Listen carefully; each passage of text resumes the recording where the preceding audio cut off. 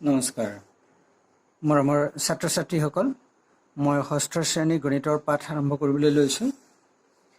এই পাঠত ইয়াৰ আগতে তোমালোকক মই সাধাৰণ গুণনীয়ক বা উৎপাদক কেনেকৈ বাছে আৰু মৌলিক উৎপাদক বিশ্লেষণ পদ্ধতিৰে কেনেকৈ গৰিষ্ঠ সাধাৰণ গ খা উ বা গ খা গু উলিয়াই মই কৈছোঁ। লগতে তোমালোকক কৈছিলোঁ সাধাৰণ গুণিতক কেনেকৈ উলিয়ায়। কিন্তু এতিয়া মই আজি সাধাৰণ গুণিতকৰ বিষয়ে পুনৰ ক'বলৈ লৈছোঁ। গতিকে মই আগৰ কথা এটাকে তোমালোকক এবাৰ আওৰাই দিছোঁ আৰু তাৰ ওপৰত ভিত্তি কৰি আমি মৌলিক উৎপাদক বিশ্লেষণ পদ্ধতিৰে কেনেকৈ সাধাৰণ গুণিতক লঘিষ্ঠ সাধাৰণ গুণিতক উলিয়াই সেই বিষয়ে আলোচনা কৰিম।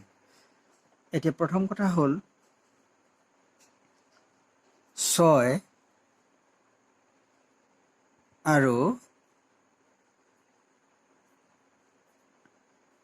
8ৰ সাধাৰণ গুণিতক।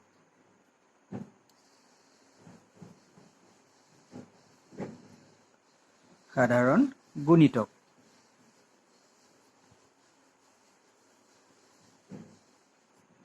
6 আৰু 8ৰ সাধাৰণ গুণিতক কেনেকৈ উলিয়াব লাগে। ধাৰণাটোৰ কাৰণে আমি কৰিছোঁ 6ৰ গুণিতকবিলাক কি কি আমি সেইটো উলিয়াই ল'ম।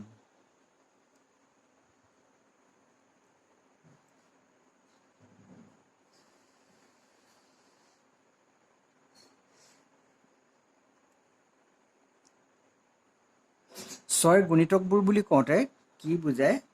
6ৰে হৰণ কৰিব পৰা 6 বা 6তকৈ ডাঙৰ সংখ্যাবিলাক। এই 6ৰে হৰণ কৰিব পৰা বুলি কওঁতে ভাগ শেষ নথকাকৈ বুজাইছে।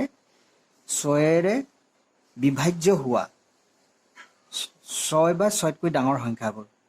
6ৰ গুণিতক বুলি কওঁতে 6ৰ লগত আমি এগুণ কৰিলে 6 এগুণ 6 পাম। মই মুখতে কৈ দিছোঁ দেই।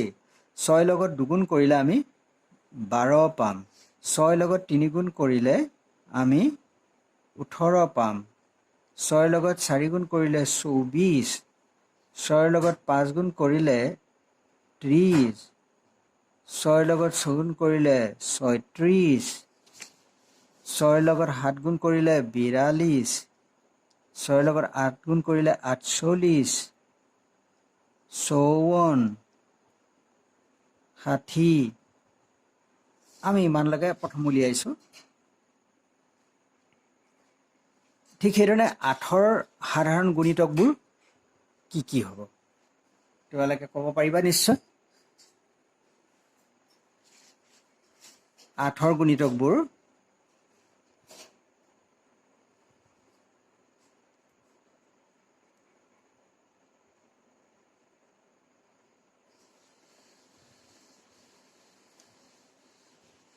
আঠৰ গুণিতকবোৰ 8 এগুণ 8, 8 দুগুণ 16, 24, 8 5 গুণ 8, 4 গুণ 32,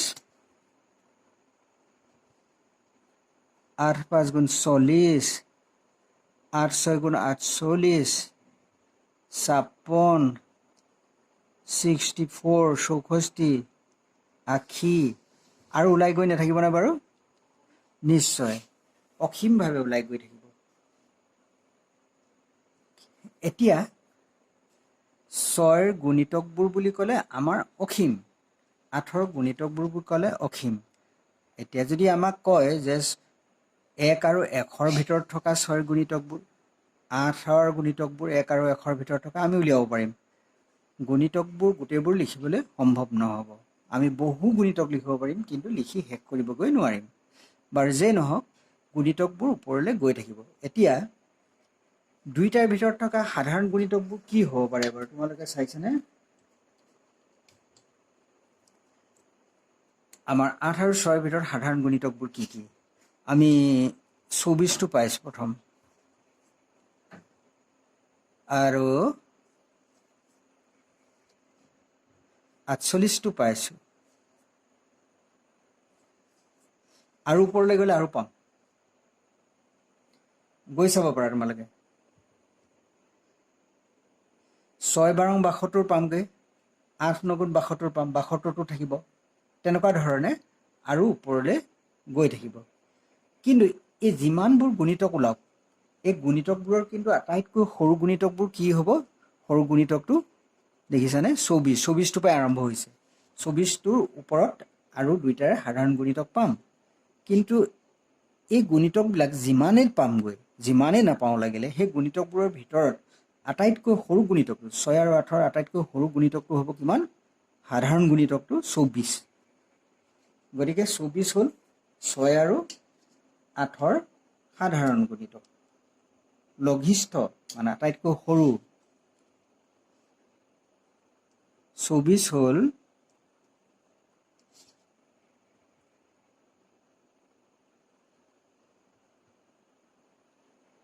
সাধাৰণ গুণিতক কি কি পালোঁ? 24, 48, 72 এনেকৈ ওলাই গৈ থাকিব। মই সেইখিনি লিখা নাই, নে লিখি দিছোঁ ৰ'বা। 6 8ৰ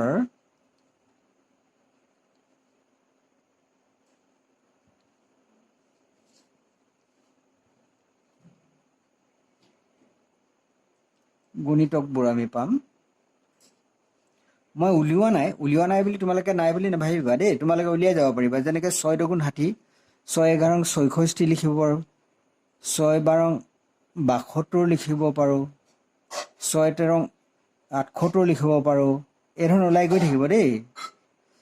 তেনেকুৱাকৈ ইয়াতো ওলাব 8 11 88, 8 12 96, 8 11 8 10 80,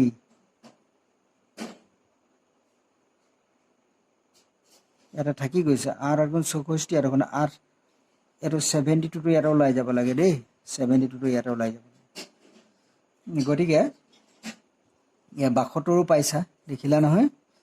এই ধৰণে পাবা তোমালোকে। কিন্তু মই ইয়াত কেইটামানেই লিখিছোঁ। 24 পালোঁ প্ৰথম, 48 পাম, তাৰপিছতে 72 পাম আৰু ওলাই গৈ থাকিব। এই গুণিতকবোৰৰ ভিতৰত আটাইতকৈ সৰু গুণিতকটো কি হ'বগৈ? 24টো। তাতকৈ সৰু গুণিতক দুইটাৰে সাধাৰণ সৰু গুণিতক নাই। সাধাৰণ হ'ব লাগিব, যিটো দুইটাতে থাকিব লাগিব। 24টো দুইটাতে আছে আৰু ই হৈছে আটাইতকৈ সৰু। তাৰ ওপৰত পাবা, কিন্তু আটাইতকৈ সৰুটো হ'ল 24। গতিকে এইটো লঘিষ্ঠ বুলি কোৱা হৈছে। আটাইতকৈ সৰুটোক লঘিষ্ঠ। সাধাৰণ বুলি কোৱা হৈছে কাৰণ দুইটাতে সেইটো উৎপাদক আছে, থাকিব লাগিব। আৰু ই গুণিতক হ'ব। 24টো গুণিতক হয়। গতিকে সেইটোক আমি চমুকৈ কি বুলি কওঁ? লঘিষ্ঠ সাধাৰণ গুণিতকটো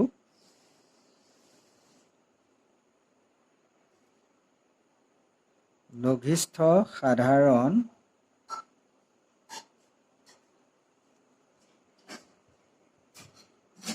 গুণিতক কি পালোঁ? 24। 24টোৱে হৈছে দুইটাতে থকা গুণিতক আৰু ই হৈছে আটাইতকৈ সৰু। অৰ্থাৎ এই 24টোক 6 আৰু 8 দুইটাৰে হৰণ কৰিব পৰা যাব ভাগশেষ নথকাকৈ। গতিকে এই লঘিষ্ঠ সাধাৰণ গুণিতক উলিওৱা প্ৰক্ৰিয়াটো খুবেই ইণ্টাৰেষ্টিং, ভাল লাগে। আৰু ই এটা অতি দৰকাৰী ধাৰণা। এই বস্তুটোৰ ওপৰতে ভগ্নাংশৰ কথা নিৰ্ভৰ কৰিছে। গতিকে তোমালোকে ভগ্নাংশবিলাক সঠিকভাৱে পাৰিবলৈ হ'লে নিশ্চয়কৈ লঘিষ্ঠ সাধাৰণ গুণিতক বা লসাগু, আমি চমুকৈ লসাগু বুলি ক'ম দেই। ল মানে লঘিষ্ঠ, ল সা সা গু গুণিতক। গুণনীয়ক নুবুজায় ইয়াত, গুণিতক দেই। কিন্তু তাত এটা আমি পাইছিলোঁ, তাত গুণনীয়ক বুজায়, গ খা গু বা গ খা উ বুলি ক'ব পৰা যায়। গতিকে এইটো লসাগু বুলি আমি ক'ম। লোৱেষ্ট কমন মাল্টিপুল, মানে ইংৰাজীত কোৱা হৈছে লোৱেষ্ট কমন মাল্টিপুল, লঘিষ্ঠ সাধাৰণ গুণিতক। এতিয়া এই যিটো প্ৰক্ৰিয়া আমি এতিয়া সাধাৰণ গুণিতক বাছি উলিয়ালোঁ, এইটো এটা যথেষ্ট জটিল কাম। খুব ডাঙৰ সংখ্যা হ'লে আৰু জটিল হৈ পৰে। গতিকে ইয়াক অতি সহজে কৰিব পৰা আমাৰ এটা বুদ্ধি লাগে। সেইটো কৰিবলৈ হ'লে আমি কি কৰিব লাগে? এতিয়া ধৰা 8, এইটো মৌলিক উৎপাদক বিশ্লেষণ পদ্ধতি আমি কৰিব পাৰোঁ।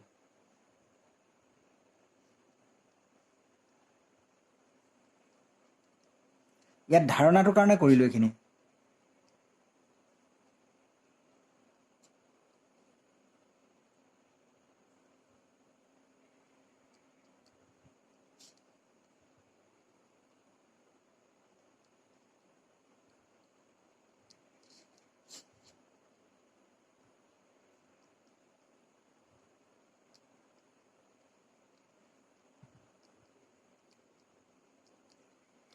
মৌলিক উৎপাদক বিশ্লেষণ পদ্ধতিৰে লসাগু নিৰ্ণয় তো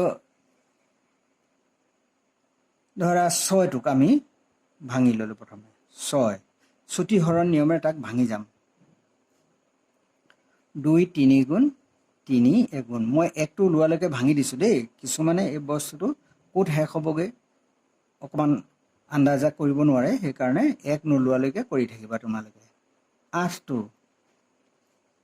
2 4 গুণ 2 2 গুণ 2 এগুণ মানে আমাৰ কি হ'লগে তেতিয়াহ'লে 6 সমান আমি কি পালোঁ উৎপাদক এটা মৌলিক উৎপাদক 2 পূৰণ 3 আৰু ইয়াত কি পালোঁ 8ত আমি কি পালোঁ 2 পূৰণ 2 পূৰণ 2 এতিয়া আমাৰ লসাগুটো বাছিবলৈ হ'লে কি কৰিব লাগিব ভালকৈ চোৱা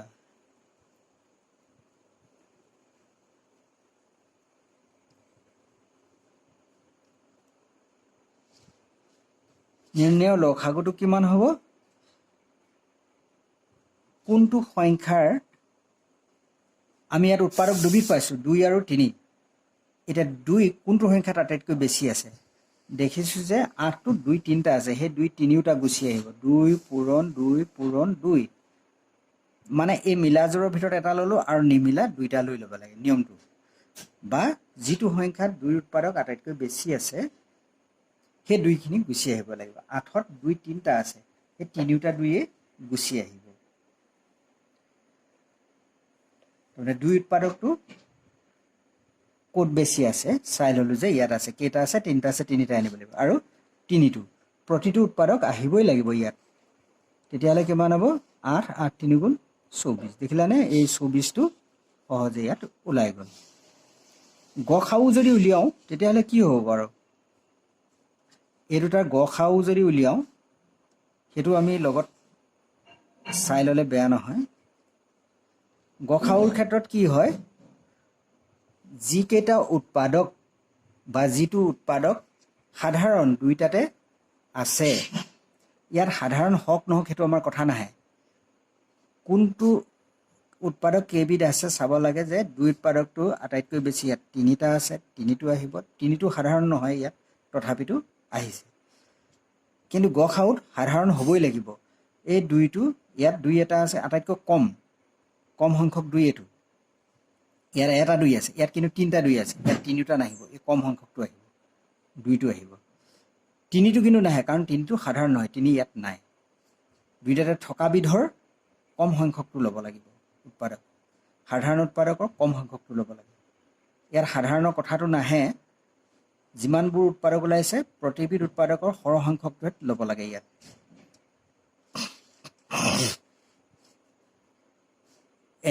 ইয়াকে এইটো মৌলিক উৎপাদক বিশ্লেষণ পদ্ধতি এনেকৈ কৰিব পাৰোঁ কিন্তু ছুটি হৰণ নিয়মেৰে আমি উৎপাদক বিশ্লেষণ কৰোঁতে ছুটি হৰণত কৰিছোঁ কিন্তু দুইটাক একেলগে আমি আকৌ কৰি দিব পাৰোঁ দেই সিও এটা নিয়ম এটা আছে তাক বা আমি এই ধৰণে কৰিব পাৰোঁ অৱশ্যে গোটেইকেইটা নিয়ম একেলগে কৰিলে তোমালোকৰ খেলিমেলি লাগি যাব পাৰে তথাপিতো মই কৈ থৈছোঁ পিছত আকৌ এবাৰ ৰিভাইজ কৰি দিম লাগিলে এই ধৰণে আমি দুইটাকে লৈ ল'ম কোনকেইটা সংখ্যাৰ আমাৰ লসাগু উলিয়াব লাগে সেইকেইটা আমি লৈ ল'লোঁ ভাজ্যত এতিয়া আমি ইহঁতক কিহেৰে বাৰ যাব সেইটো আমি চাব লাগে দেখিছোঁ যে দুইটাই যাব ইয়াত যেনেকৈ কৰিছোঁ অলৰেডি কাৰণ দুইটাই যুগ্ম সংখ্যা গতিকে 2ৰে হৰণ কৰিলোঁ 2ৰে 6 হৰণ কৰিলে 3 বাৰ যাব আৰু ইয়াক হৰণ কৰিলে 4 বাৰ যাব আৰু তোমালোকে জানা 3 আৰু 4ৰ মাজত সাধাৰণ উৎপাদক নাই গতিকে আমাৰ এইটো নেভাঙিলেও হৈ যায় কিন্তু তোমালোকৰ খেলিমেলি লাগিব পাৰে বুলি মই কৰি দিছোঁ এতিয়া আমি দুইটাকে হৰণ কৰিব পৰা ইয়াত ভাজক নাই কেৱল এটাক কৰিম ধৰা 3টোক কৰিলোঁ 3 এগুণ 3 এইটো এবাৰ বনাই দিলোঁ এইটো কৰিব নোৱাৰে নহয় এইটো নমাই নিব লাগে এনেকৈ এতিয়া 2টোক 4টোক 2ৰে আমি ভাঙিব পাৰিম। 1টোক হৰণ নকৰোঁ, 1টো নমাই নিলোঁ, কাৰণ 2ৰে 1ক আমি হৰণ নকৰোঁ, ভগ্নাংশলৈ যাব। 2 2 গুণ 4, আকৌ 2ৰে এইটো 1টোক কৰা নাই, 2 গুণ 2, এনেকৈ 1 1 নোলোৱালৈকে কৰি যাব পাৰে তোমালোকে, বা এইখিনিতে ৰাখিলেও হৈ যাব। এতিয়া লসাগুটো কিমান হ'ব?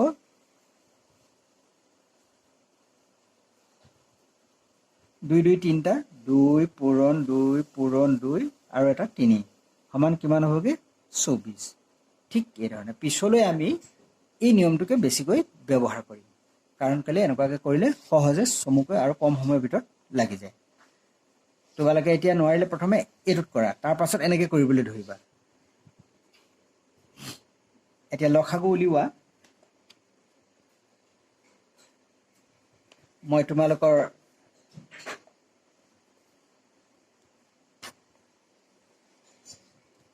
পেজ নাম্বাৰ 47ত নিজে কৰা বুলি এটা দিছে, পেজ 47 দেই, 47 তাৰ 3 নম্বৰ শ্ৰুতিহৰণ প্ৰক্ৰিয়াৰে মই 3 নম্বৰটো কৰিছোঁ। শ্ৰুতিহৰণ পদ্ধতিৰে লসাগু উলিওৱা।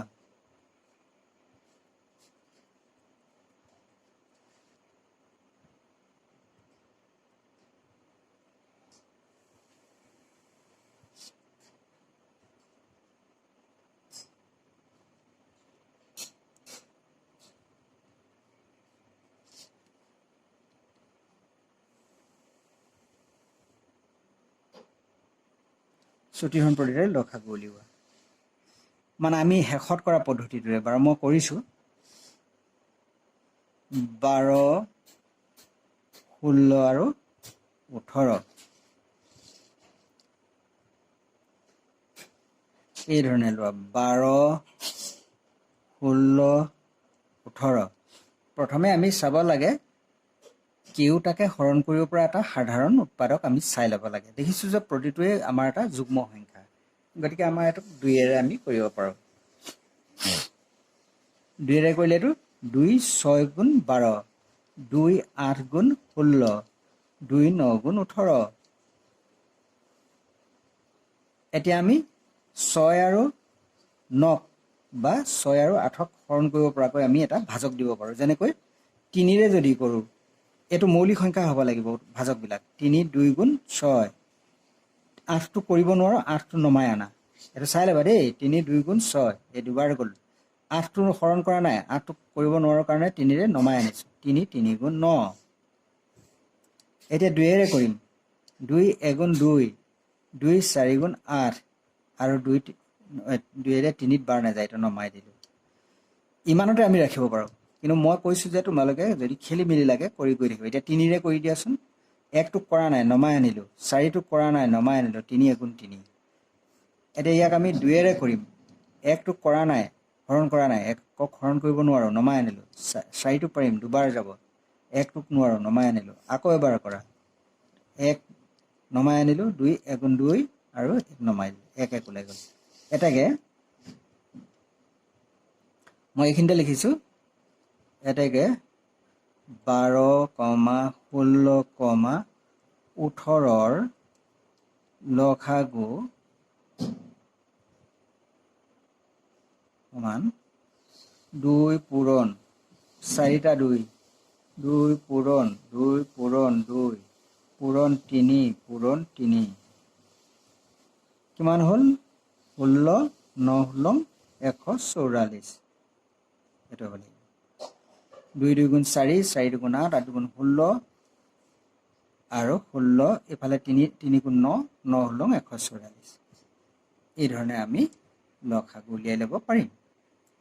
গতিকে যদি তোমালোকে এক একভাৱে প্ৰথমে কৰিবলৈ যদি অসুবিধা পাইছা, তেন্তে তোমালোকে এই ধৰণে ভাঙি ল'ব পাৰা। 12টো প্ৰথমে বেলেগে ভাঙি লোৱা।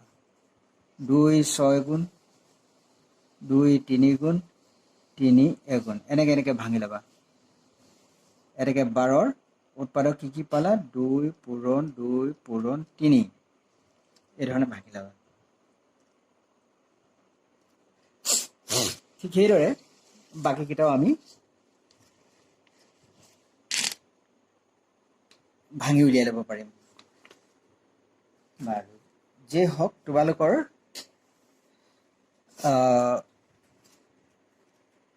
47 পেজত দিয়া এই অংককেইটা তোমালোকে কৰিবা বুলি মই আশা ৰাখিছোঁ 1 2 আৰু 3 গোটেইকেইটা এইখিনিতে মই এটা তোমালোকলৈ ঘোষণা থাকিলে যে তোমালোকে কিছুমানে মোক কৰি দেখুৱাইছা নে মই হোৱাটছএপত চাই আছোঁ যিবোৰ ভুল হৈছে আৰু কোনোবাই বুজা নাই মোক দুই এজনে ফোন কৰিছে বাৰু মই তোমালোক ভাল পাইছোঁ গতিকে মই আজি তোমালোকক এই বিষয়ে মই একো নকওঁ কাইলৈ পাঠত তোমালোকক পুনৰ যিবিলাকে বুজি পোৱা নাই য'ত বুজি পোৱা নাই মই সেইবোৰ আকৌ দেখুৱাই দিম আজি মই এইখিনি তোমালোকক নতুনকৈ দিলোঁ এইখিনি তোমালোকে কৰি চোৱা ধন্যবাদ